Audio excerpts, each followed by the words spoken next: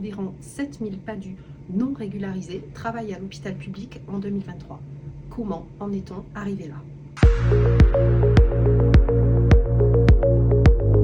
Docteur Jacques Razafin-Dranazi, c'est le nom du premier médecin décédé du Covid le 21 mars 2020. C'est aussi un praticien à diplôme hors Union européenne, un PADU à la retraite qui venait de reprendre du service. Qui sont les PADU? Quel est leur rôle au sein du système de santé? Sont-ils reconnus à leur juste valeur? On vous explique.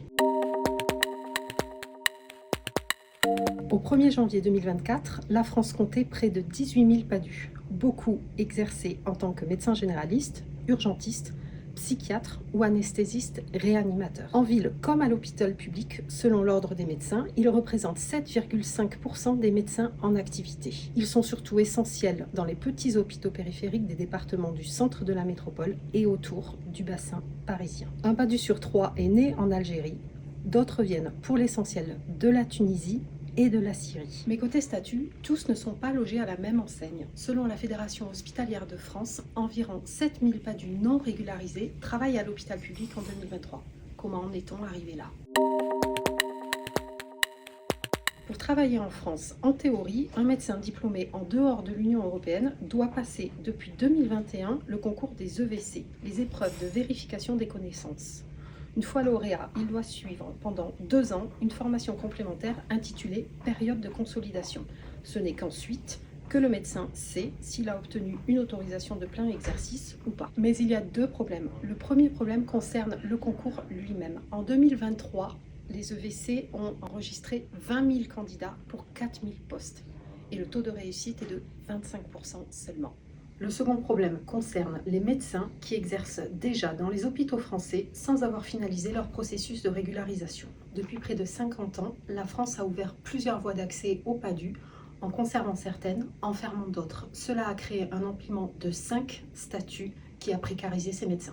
Le dernier statut en date a été officialisé par 2 décrets publiés le 21 décembre en application de la loi Valletoux de fin 2023.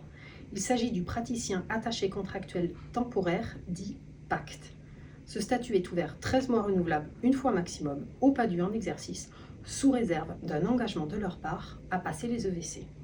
Comme les autres, ce statut résout le problème ponctuellement, mais n'apporte pas de solution pérenne aux médecins concernés. Plus on attend, plus le stock de PADU exerçant de manière dérogatoire augmente avec les ans. Les pouvoirs publics, le Parlement, les syndicats de médecins avancent bien plusieurs propositions pour sortir de l'impasse.